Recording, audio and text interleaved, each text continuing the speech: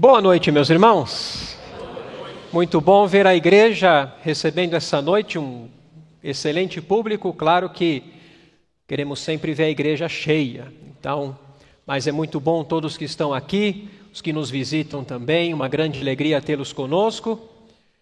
Te louvarei nos dias bons.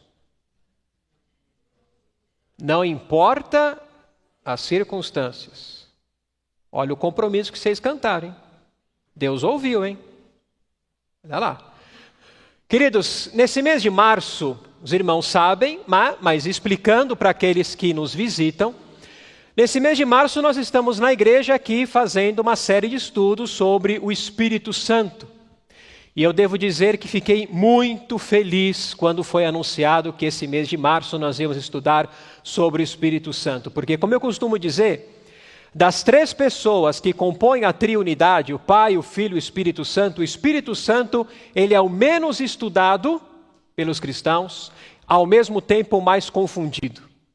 Infelizmente existe muita confusão aí fora nesse meio enorme, chamado meio cristão, sobre o Espírito Santo e suas atividades. Então é importantíssimo falarmos sobre o Espírito Santo. O tema da mensagem essa noite, os irmãos estão acompanhando comigo aqui no slide, né? Mantendo sua bateria cheia. E esta noite nós vamos tratar de um ministério do Espírito Santo que é absolutamente vital para a vida cristã. E, infelizmente, um assunto que é muito polêmico, controverso no meio cristão. E é importante que se diga, esse tema, ele não é polêmico, não é controverso, porque a Bíblia não é clara sobre o assunto. Pelo contrário, a Bíblia é muito clara sobre esse assunto, mas ele se torna polêmico, acaba se tornando controverso pela confusão que é feita aí fora quando se trata sobre o que vamos falar hoje. Nós vamos tratar sobre o ser cheio do Espírito Santo. Afinal de contas, meus amados, o que significa ser cheio do Espírito Santo? E por que é fundamental para a vida cristã vivermos vidas cheias do Espírito Santo? É isso que nós vamos tratar essa noite, são as perguntas que nós vamos responder hoje na direção do Espírito Santo. Então abra comigo sua Bíblia mais uma vez, vamos ler o versículo que foi lido agora há pouco, carta de Paulo aos Efésios, capítulo 5 e o versículo 18. Carta de Paulo aos Efésios, capítulo 5 e o versículo 18. Neste versículo, a palavra de Deus, ela diz o seguinte: e não vos embriagueis com vinho, no qual há dissolução, mas enchei-vos do Espírito. Um versículo curtinho, e ele apresenta para nós duas ordens. Perceba que você tem aqui nesse versículo dois imperativos. Um imperativo para o lado negativo e um imperativo para o lado positivo. O versículo começa dizendo: e não vos embriagueis com vinho. E você pode colocar aqui qualquer bebida alcoólica. Não vos embriagueis com qualquer bebida alcoólica, que o versículo explica por que não devemos fazer isto. Porque na bebida alcoólica, no álcool, há dissolução. Vamos entender bem o que isso significa. Você já viu uma pessoa dominada pelo álcool? Já viu? Uma pessoa sob efeito do álcool? É uma das cenas mais tristes que você pode ver relacionada a um ser humano. O álcool, ele tem uma capacidade de provocar uma mudança tal na pessoa ao ponto de descontrolá-la. O álcool, ele tem a capacidade de descontrolar a pessoa, de mudar o seu temperamento. A pessoa sob efeito do álcool, ela fala coisas que se estivesse sóbria não falaria. Ela faz coisas que se estivesse sóbria não faria. A questão é que essa mudança que o álcool provoca na pessoa não é uma mudança positiva. A pessoa sob efeito do álcool não muda para o bem, muda para o pior. Ela não muda para coisa boa, ela muda para uma coisa ruim. A pessoa sob efeito do álcool, ela fala o que não deveria falar. E ela faz o que não deveria fazer.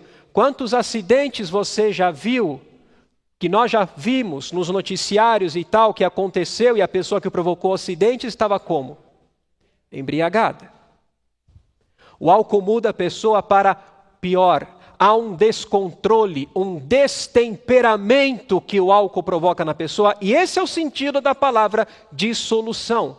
Descontrole, destemperamento, e não vos embriagueis com qualquer bebida alcoólica, porque nela há descontrole, destemperamento. A mudança que o álcool provoca não é positiva, é negativa. E aí você tem a ordem para o lado positivo. Mas enchei-vos do Espírito. Preste bastante atenção neste verbo encher, como ele está flexionado aqui no versículo, e na preposição que vem depois do verbo. Enchei-vos do Espírito. Ok? Primeira coisa interessante que a gente percebe nesse versículo é que este verbo encher, aqui ele está no sentido progressivo, ou seja, cheio e permanecendo nesta condição, a cada dia abastecido plenamente do Espírito Santo. Perceba que a preposição aqui não é de. O versículo não diz enchei-vos de Espírito. O versículo diz enchei-vos do Espírito. E o que significa isso? Ser cheio do Espírito Santo, querido, significa ser controlado, ser governado, ser dominado pelo Espírito Santo em todas as áreas da vida. Uma pessoa que vive uma vida no controle do Espírito Santo, isso significa que essa pessoa está com seus pensamentos, suas palavras, suas ações governadas pelo Espírito Santo. Uma vida cheia do Espírito Santo é uma vida em que o Espírito Santo dirige o que falamos, o que pensamos, o que fazemos. Um erro que muitos cristãos cometem é tratar o Espírito Santo como se ele fosse um líquido. Senhor, eu vou ter uma reunião muito difícil, minha semana vai começar muito complicada, logo na segunda-feira eu tenho uma reunião com meu chefe. Meu chefe é uma pessoa difícil, complicada, eu tenho medo de nessa reunião falar alguma coisa que não devia. Já teve aquele momento que sobe o sangue e você fala que não devia? Sabe? Você perde as estribeiras ali e tal. Tenho medo disso acontecer comigo. Então, Senhor, eu estou me sentindo meio vazio de espírito, sabe, nos últimos dias. Então, Senhor, para aguentar o tranco dessa reunião, eu vou ter que pedir um pouco mais de Espírito Santo. Então, o Senhor vai me enchendo aqui de Espírito Santo, né? Até eu consiga aguentar o tranco, isso, só mais um pouquinho, isso. Tá bom, porque depois vaza o Espírito Santo, né? Desperdiça. Deixa eu falar um negócio aqui bem sério, presta atenção.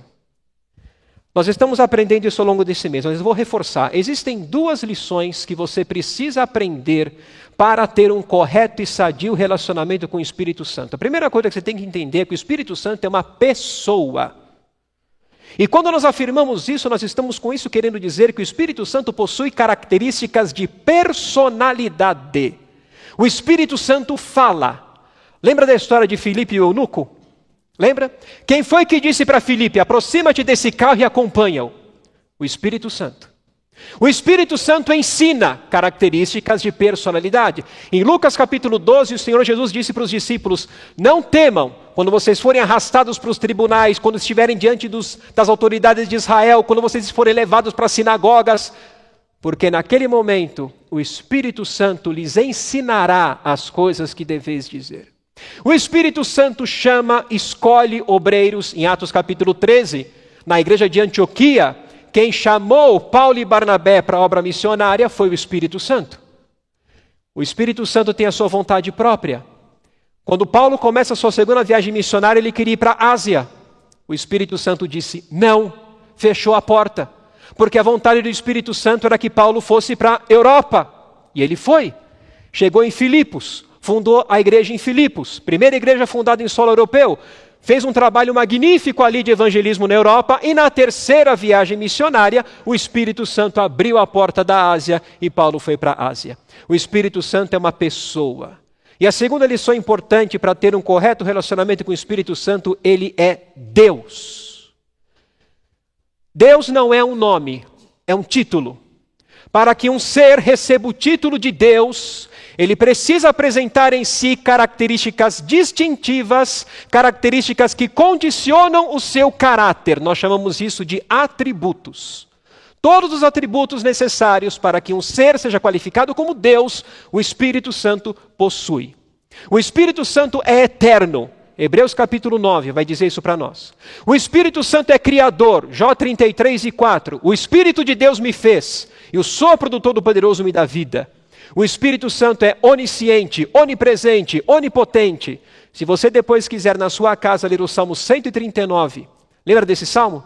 Senhor, tu me sondas e me conheces, sabes quando me assento e quando me levanto, de longe penetra meus pensamentos. Lembra desse Salmo? Se você ler esse Salmo em casa, você vai ver esses 3 atributos do Espírito Santo ali. Onisciência, onipresença, onipotência. Ele é Deus. Então eu preciso entender essas 2 coisas para ter um relacionamento correto com o Espírito Santo. Ele é uma pessoa, assim eu devo tratá-lo, e devo tratá-lo com toda reverência, porque ele é Deus. O Espírito Santo não é um líquido. E você, meu irmão, e você, minha irmã, você não é um copo que vai se enchendo ou se esvaziando de Espírito Santo. Quando você um dia entregou a sua vida a Jesus Cristo, quando você abriu o seu coração e pela fé recebeu a Cristo como seu Senhor e Salvador, Jesus Cristo trouxe a você o perdão dos seus pecados. Ele te lavou com o seu sangue, Ele te deu vida eterna. E quando você entregou a sua vida a Cristo, Jesus Cristo te batizou com o Espírito Santo. Isso é João capítulo 1. Significa que no momento que você recebeu a Cristo como Salvador, entregou a sua vida a Ele, você passou a ser habitação do Espírito Santo. É isso que significa ser batizado com o Espírito Santo. Passar a ser habitação do Espírito Santo. Que não é, como dizem aí fora, uma experiência separatícia que uns cristãos têm e outros não. Ser batizado com o Espírito Santo é a experiência inicial que todo crente em Cristo Jesus tem. Porque todo crente em Cristo Jesus, ao receber a Cristo como Salvador, se torna habitação do Espírito Santo. E deixa eu falar uma coisa, Jesus não te batizou com meio Espírito Santo. Você não foi batizado com 1/4 de Espírito Santo. O Espírito Santo é Deus. Deus habita em você, o Deus triuno habita em você, o Pai, o Filho e o Espírito Santo. Você é a habitação de Deus. Então, querido, preste atenção nisso. Guarda isso para a sua vida. A questão não é você ter mais Espírito. A questão é o Espírito Santo ter mais da sua vida. Essa é a questão. É o Espírito Santo estar no controle e cada dia mais no controle do que você fala, do que você pensa e do que você faz. Perceba este verbo, enchei-vos. Este verbo no versículo ele está na voz passiva. Aí vamos lembrar das aulas de língua portuguesa, eu sei que alguns têm arrepio com isso. Mas vamos lembrar, existe a voz ativa e a voz passiva. Ai meu Deus, calma, eu explico. Na voz ativa, o sujeito pratica a ação. Na voz passiva, o sujeito sofre a ação.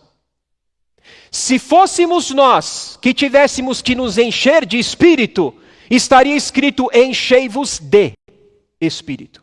Aí eu teria que ficar me enchendo, como se eu fosse um tanque de combustível que está esvaziando, eu tendo que ficar me enchendo. Como se o Espírito Santo fosse uma bexiga dentro de mim que está esvaziando, eu tenho que orar, Deus, assopra essa bexiga que ela está esvaziando. O versículo diz, enchei-vos do. Então, na voz passiva, o sujeito sofre a ação. Nós é que sofremos a ação do Espírito Santo em controlar as nossas vidas. É o Espírito Santo que deve nos governar. É o Espírito Santo que deve dominar as nossas vidas. É o Espírito Santo que deve estar dirigindo o que você fala, o que você pensa, o que você faz, a sua vida por completo. O que nós temos que fazer, amados, é todos os dias, ao acordarmos, faça esse compromisso a partir de hoje, ou melhor, amanhã. Depois que você dormir e acordar, quando você acordar, comece o seu dia orando, clamando a Deus, Senhor, eu não sei o que vai ser do dia de hoje, mas hoje eu quero viver uma vida controlada pelo Espírito Santo. Eu quero viver hoje uma vida em que minhas palavras, meus pensamentos, minhas ações estejam no controle do Espírito Santo. Hoje eu quero viver uma vida cheia do Espírito Santo. E desta forma, e apenas desta forma, o Espírito Santo promoverá em nós as mudanças necessárias para cada dia sermos cada vez mais parecidos com Cristo. Se o álcool causa efeitos negativos na pessoa, se o álcool provoca mudanças negativas, o Espírito Santo promove mudanças positivas. Que mudanças são essas? Vamos ver duas mudanças que o Espírito Santo promove nas nossas vidas. A primeira, ousadia no testemunho. Lembra do Pedrão? Lembra do Pedrão? Já viu uma pessoa que pensa com a língua? Era Pedro. O menino que tinha que falar, né? Não conseguia ficar quieto, ficar entalado aqui, ó. Sabe aquela pessoa que tem que falar? Pode ser um negócio mais sem noção, ele tem que falar. Senhor, é muito bom estarmos aqui. Vamos fazer 3 tendas, uma para o Senhor, uma para Moisés, uma para Elias. Pedro, num negócio incrível, ele era capaz de chegar para Jesus e falar: tu és o Cristo, Filho do Deus vivo. Baita afirmação. E 5 minutos depois, pegar Jesus de canto para começar a repreender Jesus. Porque depois dessa afirmação, Jesus começou a falar para os discípulos que importava que ele morresse e ressuscitasse. Vem Pedro, pega Jesus de canto e fala: Senhor, espera um pouquinho. Como assim? Espera aí. Negócio de morrer, ressuscitar, calma. Não faz isso contigo, isso nunca vai te acontecer. E Jesus tem que olhar para Pedro e falar: arreda, Satanás. Puxa a espada, corta a orelha de Malco, nega Jesus. Depois da ressurreição com os discípulos ali, veste a camisa 10, põe a faixa de capitão, olha para os apóstolos, fala o seguinte, gente, nós éramos 12, agora somos 11, o time está desfalcado, tem esse salmo, aquele salmo, nós temos que escolher o próximo apóstolo. Não pode ficar assim, o elenco está fraco, tem que compor o elenco. Então vamos fazer o seguinte, vamos fazer um sorteio aqui, o pessoal que nos acompanha nesses anos todos, vamos escolher 2 nomes aqui e apresentar para Deus. Senhor, escolheu esses 2. Qual que o Senhor quer que seja o próximo apóstolo? Calma aí, Pedro. Jesus falou para você fazer isso? Jesus disse para os discípulos escolherem o próximo apóstolo? Jesus falou para os discípulos ficarem em Jerusalém aguardando a promessa do Pai, que era o batismo com o Espírito Santo. Quando em Atos capítulo 2 o Espírito Santo vem habitar nos apóstolos, começando a igreja, a história dela nesse mundo. Não tem nada que ficar escolhendo apóstolo não, querido. Já veste a faixa de capitão, acha que o elenco está curto, está desfalcado, quer mais um. Até porque quem foi que escolheu os apóstolos? Não foi Jesus? Então se um se perdeu, o próximo apóstolo, adivinha quem vai escolher? Jesus. E ele escolheu quem? O apóstolo Paulo. Pô, não tem que falar que você ficar escolhendo o apóstolo, querido. O negócio é esse. Esse era o Pedro antes de ser a habitação do Espírito Santo. Agora, olha a mudança que o Espírito Santo promoveu na vida de Pedro. Atos capítulo 3. Pedro e João subindo para o templo, para a oração. E ali na porta chamada Formosa estava um coxo de nascença, preste atenção, um homem que nunca havia andado na sua vida, pedindo esmolas. Ao pedir esmola para Pedro e João, Pedro olha para ele e fala: eu não tenho prata nem ouro, mas o que eu tenho, isso eu te dou. Em nome de Jesus Cristo Nazareno, anda! E Pedro pega aquele homem e levanta ele. E pela primeira vez em sua vida, ao pôr a planta dos pés no chão, os pés se firmaram. Imagina a vida desse homem. Nunca havia andado em sua vida. Mas no poder que há no nome de Jesus, ao levantá-lo, aquele homem, ao pôr os pés no chão, os pés se firmaram. Os tornozelos se firmaram. E pela primeira vez na sua vida ele deu um passo. E o segundo. E o terceiro. E foi andando junto com os apóstolos até o templo louvando a Deus. Não demorou muito para os pessoal ali do templo perceber que aquele homem há 2 minutos atrás estava sem conseguir andar, sem poder andar, pedindo esmola. E agora estava no templo em pé, andando, louvando a Deus. Ué, o que aconteceu? Foi todo mundo para cima de Pedro. Pedro aproveitou a oportunidade para pregar o evangelho, anunciar as boas novas de salvação. E vamos lembrar de uma coisa importante. Cerca de 2 meses antes desse episódio, o que tinha acontecido? Jesus havia entregado sua vida na cruz e ressuscitado. Coisa de 2 meses antes. Jesus tinha entregue sua vida na cruz, ressuscitado. Agora estava Pedro ali no templo, pregando o evangelho, anunciando a salvação em Cristo. Mas quando Pedro falou da ressurreição, aí os saduceus ficaram na bronca. Saduceus eram aquela ala radical de judeus que não cria na ressurreição. Quando Pedro falou na sua mensagem sobre ressurreição, os saduceus ficaram bravos. Aí pegaram, junto com o capitão do templo, os sacerdotes, pegaram Pedro e João, lançaram no cárcere, prenderam os 2. Capítulo 4 de Atos, a gente lê o seguinte. No dia seguinte, que eles haviam sido presos, presta atenção, quem vai se reunir ali? Reuniram-se em Jerusalém as autoridades, os anciãos e os escribas, com o sumo sacerdote Anás, Caifás, lembra desse nome? Caifás, João, Alexandre e todos os que eram da linhagem do sumo sacerdote, e pondo-os perante eles, os arguíram: com que poder ou em nome de quem fizestes isto? Pedro e João eles estavam diante das autoridades de Israel. Sabe quem era esse pessoal? O mesmo pessoal que 2 meses atrás tinha condenado Jesus à morte. Era esse pessoal. Lembra que Jesus foi levado para o Sinédrio? Quem é que compunha o Sinédrio? Esse pessoal aí. João, Alexandre, Anás, Caifás, os anciãos, escribas, autoridades. Pedro estava diante desses homens. Esses eram os judeus de quem Pedro e os demais apóstolos tinham medo quando estavam naquela casa. Lembra quando Jesus aparece para os discípulos? E eles estavam naquela casa com portas fechadas, janelas trancadas, com medo dos judeus. Que judeus? Esse pessoal aí. Se haviam condenado Jesus à morte, imagina o que iriam fazer com os seguidores de Jesus. Antes Pedro tinha medo desses homens. Eles haviam condenado Jesus à morte. Mas olha a história como continua. Então Pedro, e aqui está a diferença, cheio do Pedro, no governo do Espírito Santo. Pedro, controlado pelo Espírito Santo, lhes disse: este Jesus é pedra rejeitada por vós, os construtores, a qual se tornou a pedra angular. Olha que coisa fantástica, o Espírito Santo fez Pedro se lembrar da profecia de Salmo 118. O que Pedro está falando aqui está escrito lá em Salmo 118, 22. A pedra que os construtores rejeitaram, esta veio a ser a principal pedra angular. Lembra que Jesus disse para eles? Quando vocês forem arrastados para os tribunais, diante das autoridades, não tenham medo, porque o Espírito Santo vai ensinar o que vocês devem falar. Olha o Espírito Santo agindo em Pedro, fazendo ele lembrar da profecia e falando corretamente para quem havia rejeitado a Cristo. A pedra que os construtores rejeitaram, este Jesus é pedra. Olha Pedro apontando o dedo, rejeitada por vós, os fariseus, os construtores, a qual se tornou a pedra angular, e não há salvação em nenhum outro, porque abaixo do céu não há outro nome dado entre os homens pelo qual importa que sejamos salvos. Que mudança! Que mudança! Que testemunho! Que coragem! Que ousadia! Amado, no poder do Espírito Santo, no governo do Espírito Santo, nós somos capazes de falar o que na carne jamais falaríamos. Deixa eu fazer uma pergunta. Alguma vez você já sentiu timidez ao testemunhar da sua fé em Cristo?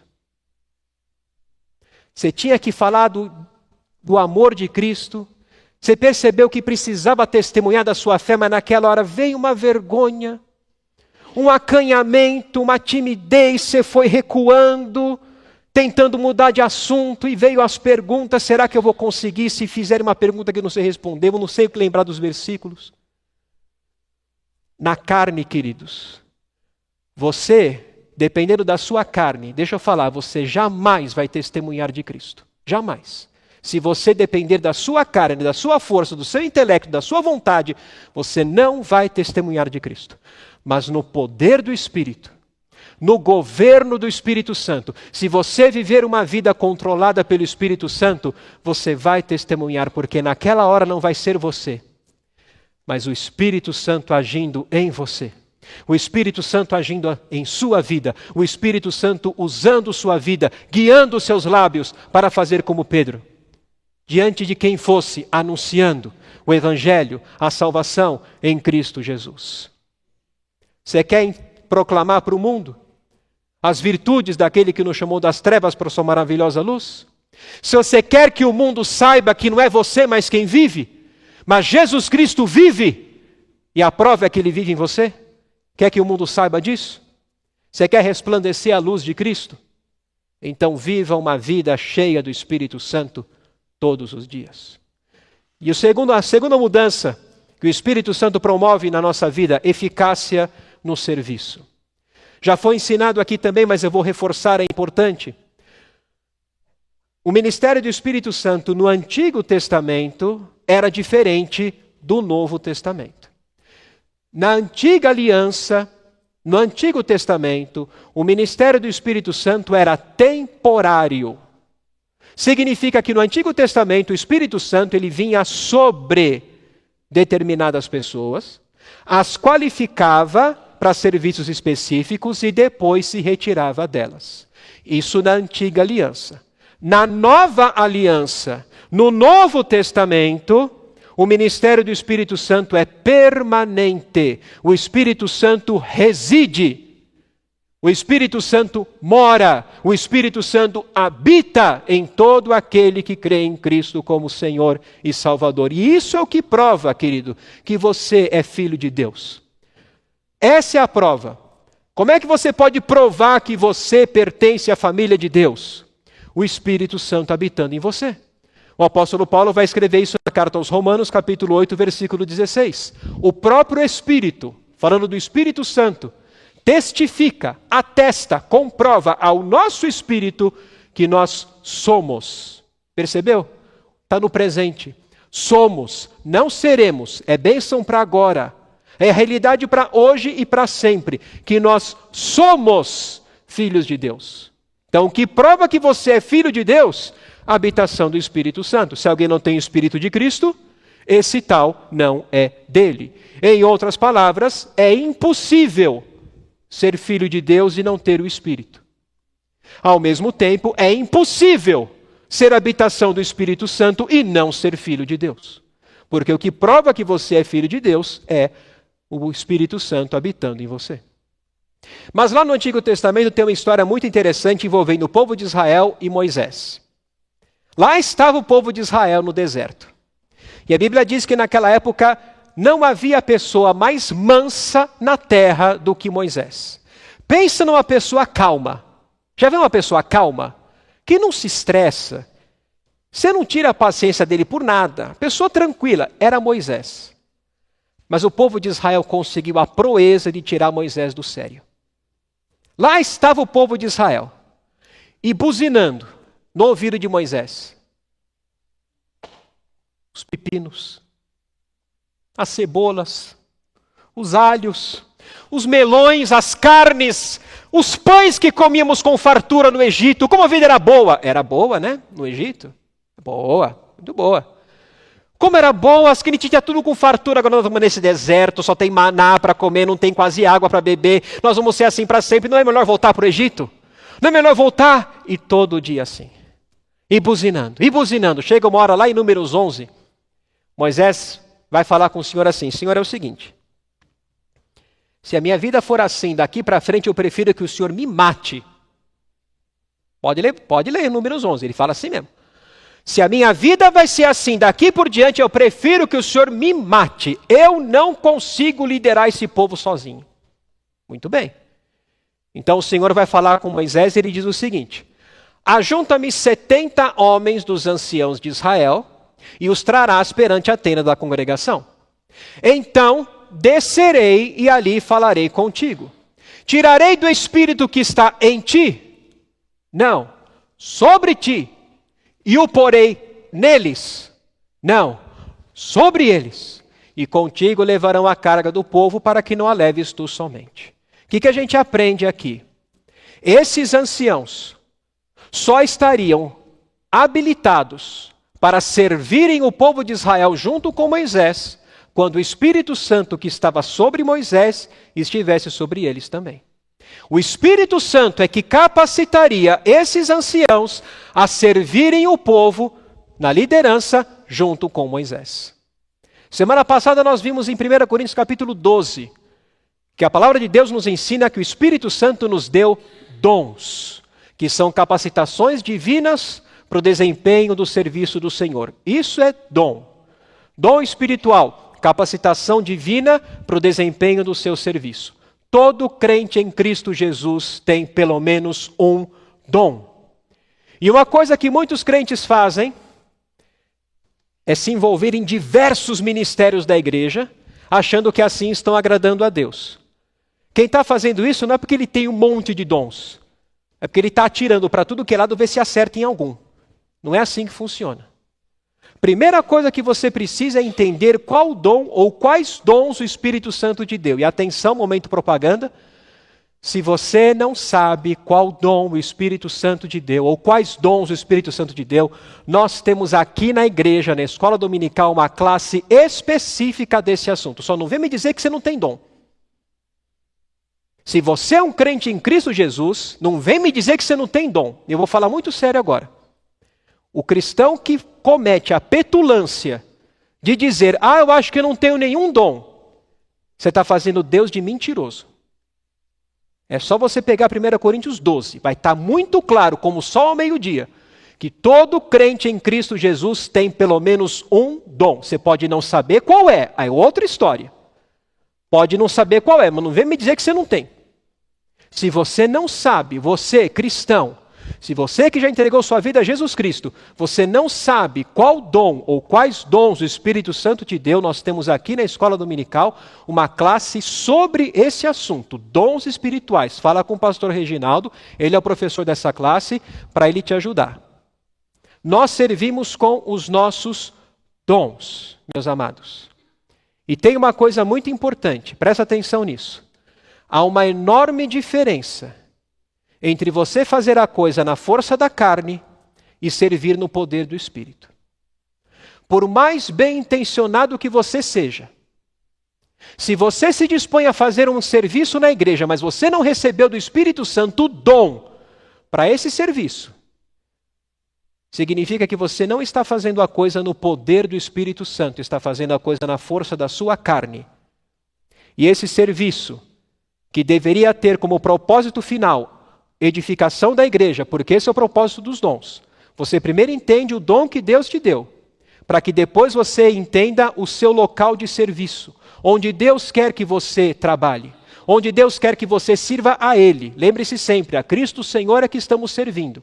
O nosso serviço é a Deus, motivação é Ele, beneficiando uns aos outros. Você contribuindo, eu contribuindo para o crescimento da igreja. Mas se você está disposto a fazer um serviço na igreja, mas não tem o dom para esse serviço, significa que por mais bem intencionado que você seja, você não está fazendo a coisa no poder do Espírito. E está servindo na força da carne. E este serviço, ao invés de contribuir para o crescimento da igreja, está, na verdade, atrapalhando a igreja. E isso é muito sério. O serviço eficaz, o serviço que abençoa, o serviço que promove edificação é aquele feito no poder do Espírito Santo. É aquele feito com os dons que o Espírito Santo nos deu. Primeiro você entende qual dom ou quais dons Deus te deu, para que depois você entenda o seu lugar de serviço. E aí, cada um contribuindo. Tem uma expressão, quer ver que interessante? Volta uma página comigo aqui no capítulo 4 de Efésios. Capítulo 4, versos 15 e 16. Tem uma expressão aqui que é maravilhosa. Mas seguindo a verdade em amor, capítulo 4, versículo 15, cresçamos em tudo naquele que é a cabeça, a Cristo, de quem todo o corpo, bem ajustado e consolidado pelo auxílio de toda a junta, olha que expressão maravilhosa, segundo a justa cooperação de cada parte, efetua o seu próprio aumento para a edificação de si mesmo em amor. O que é a justa cooperação de cada parte? É você, com os dons que o Espírito Santo te deu, servindo ao Senhor, e o seu serviço sendo bênção na minha vida, sendo bênção na vida de todos, contribuindo para a edificação da igreja. E eu, com os dons que Deus me deu, servindo a Deus, em amor aos irmãos, em amor a Deus, e o meu serviço contribuindo para ser bênção na sua vida, o irmão sendo bênção na minha vida, bênção uns na vida dos outros, e assim nós vamos crescendo. A justa cooperação de cada parte. Você tem parte nesse trabalho. Você é responsável por isso. Então você deve perguntar para si mesmo, será que eu estou negligenciando os dons que Deus me deu, ou estou fazendo uso deles? O serviço eficaz é o serviço feito no poder do Espírito Santo. O serviço que abençoa, que promove edificação, é aquele feito quando estamos vivendo vidas governadas pelo Espírito Santo, usando os dons que o próprio Espírito Santo nos deu. E aí, meu amado, você que vai tomar uma decisão. Se você vai ser um cafezinho, carnal, capaz de fazer muito pouco, ou uma jarra de café espiritual, capaz de servir e abençoar muitas pessoas. Caminhando para o final dessa mensagem, eu quero que hoje à noite você volte para a sua casa refletindo. A minha vida está no controle do Espírito Santo? Todas as áreas da minha vida são governadas pelo Espírito Santo? Área financeira, comportamental, emocional, matrimonial, meu trabalho, meu lar, meu relacionamento com meus filhos, com meus amigos, com todo mundo. Tudo que envolve o meu ser está no controle do Espírito Santo. Eu tenho feito esse compromisso de viver uma vida cheia do Espírito Santo, de viver uma vida em que o Espírito Santo está no controle, no governo. Eu tenho feito esse compromisso. Amado, volte para casa hoje refletindo. Será que existe em você algum hábito, algum vício, algum pecado, que você, com o passar do tempo, está querendo se livrar dele, mas vira e mexe e cai nele de novo. E cai nesse pecado, e cai nesse vício, e cai nesse hábito. Sabe qual é o problema de muitos cristãos? E aqui nós temos irmãos especializados em aconselhamento, pastor Eduardo, irmã Priscila, pastor Sérgio também, nem vou me aprofundar muito nisso, mas uma questão de muitos cristãos que querem se livrar desses hábitos, vícios, pecados e não conseguem porque eles estão tentando, com a força deles. Lamentavelmente não, minha irmã, vou ter que terminar. Eles estão tentando, com as suas forças, e por estarem fazendo a coisa na sua força não estão conseguindo. Falta entregar para o Senhor. Senhor, minha vida está nas tuas mãos. Não sou mais eu quem vive. O Senhor vive em mim. Então, Senhor, no poder do Espírito Santo, o que tiver na minha vida que não for do seu agrado, tira, muda, reforma o meu ser. Minha vida é tua. Então que no poder do Espírito Santo, tudo que está dentro de mim que não te agrada, Senhor, corta, tira. E que eu viva uma vida no controle do Espírito Santo. Faz em mim as reformas necessárias para que a luz de Jesus brilhe no meu ser. Faça na minha vida todas as reformas que o Espírito Santo entende ser necessárias para que eu viva uma vida que agrada o Senhor. Amado, creia numa coisa.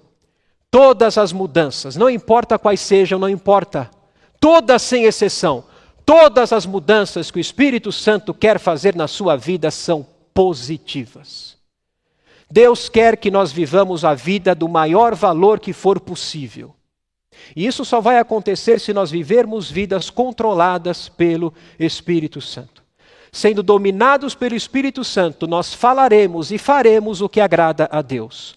O que na carne jamais faríamos, jamais falaríamos. No governo do Espírito Santo, seremos ousados, seremos corajosos em testemunhar de Cristo para qualquer pessoa, porque naquela hora não seremos nós, mas o Espírito Santo agindo em nós, guiando nossos lábios, guiando nossas palavras, nos fazendo lembrar da palavra de Deus, para anunciarmos a salvação.